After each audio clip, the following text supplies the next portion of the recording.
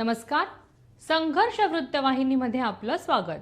घेऊया ठाणे आणि आसपासच्या परिसरामधील घडणाऱ्या महत्त्वाच्या घडामोडींचा आढावा.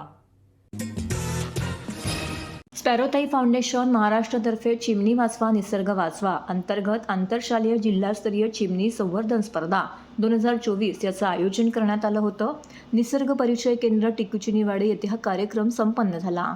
ठाणे मुंबई येथील 55 शाळेतील विद्यार्थ्यांनी या स्पर्धेमध्ये सहभाग घेतला होता.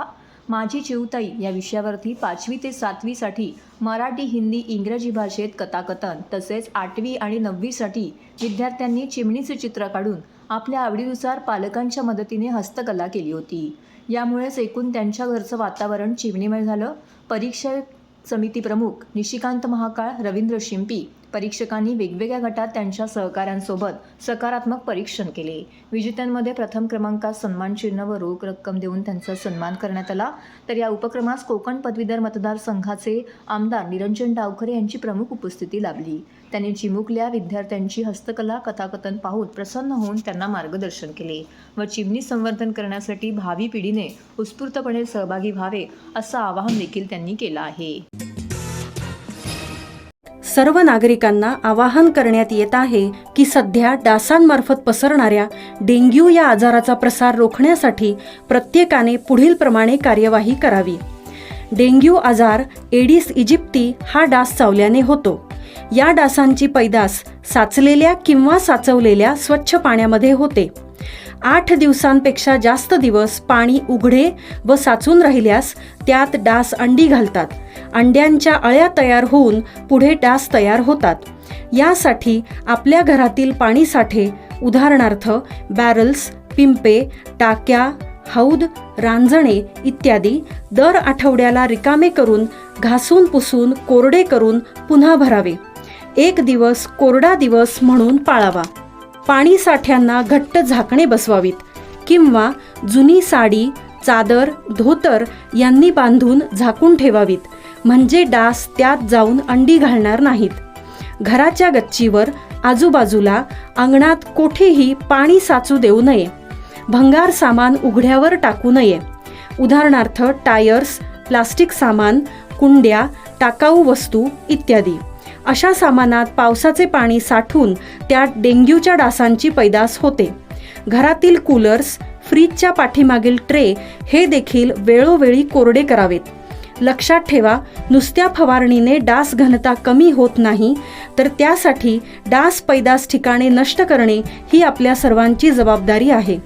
कोणताही ताप अंगावर न काढता जवळच्या शासकीय रुग्णालयात मोफत औषधोपचार घ्या. अशा प्रकारे नागरिकांनी सहकार्य केल्यास डेंग्यूचा प्रसार रोखणे सहज शक्य आहे.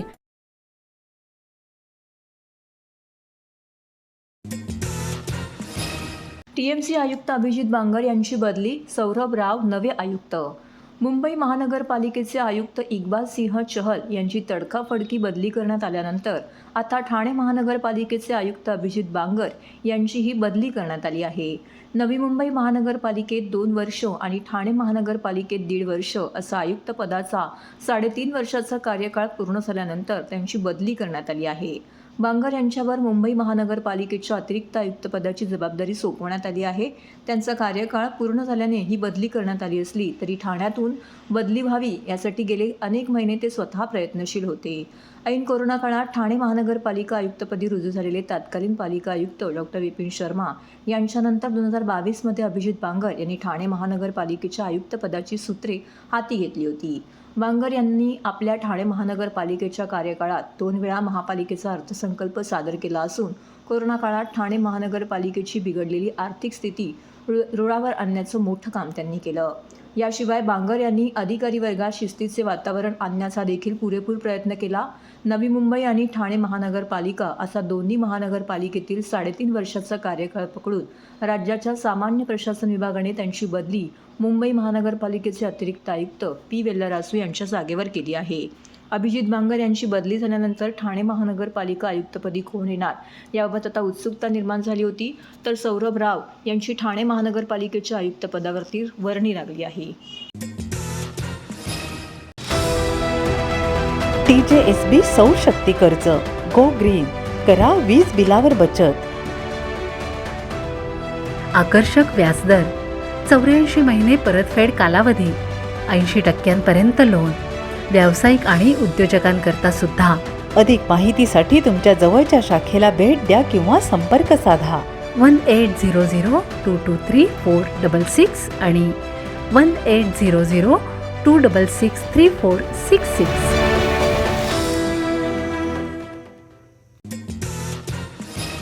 ठाणे महानगरपालिका व कोपिनेश्वर सांस्कृतिक न्यास ठाणे यांच्या संयुक्त विद्यमाने 9 एप्रिल 2024 रोजी भारतीय नववर्ष अर्थातच गुढीपाडव्याच्या दिवशी स्वागत यात्रा काढण्यात येणार आहे. लोकसभा निवडणुकीच्या पार्श्वभूमीवरती नवमतदारांमध्ये व नागरिकांमध्ये जागृती करण्याच्या दृष्टिकोनातून लोकशाही बळकट करण्यासाठी मतदान करा असं आवाहन स्वागत यात्रेच्या माध्यमातून करण्यात येणार असल्याची माहिती महापालिकेचे अतिरिक्त आयुक्त 1 संदीप माळवी यांनी दिली. तसेच या यात्रेमध्ये जास्तीत जास्त ठाणेकरांनी सहभागी व्हावे असं त्यांनी नमूद देखील केले. नववर्ष स्वागत यात्रेची तयारी करण्याच्या दृष्टिकोनातून महापालिका अतिरिक्त आयुक्त संदीप माळवी यांच्या अध्यक्षतेखाली बैठक आयोजित करण्यात आली होती. या बैठकीस महानगरपालिकेच्या विविध विभागांचे प्रमुख तसेच कोपिनेश्वर सांस्कृतिक न्यासाचे निमंत्रक तनय दांडेकर, संजू ब्रह्मे, डॉक्टर अश्विनी बापट, भरत अनिखिंडी यांच्यासह इतर पदाधिकारी येथे उपस्थित होते. तर हे होतं संघर्ष वृत्तवाहिनीचं आजचं बातमीपत्र. उद्या पुन्हा भेटू याच वेळी याच ठिकाणी ताज्या घडामोडींसह. तोपर्यंत नमस्कार.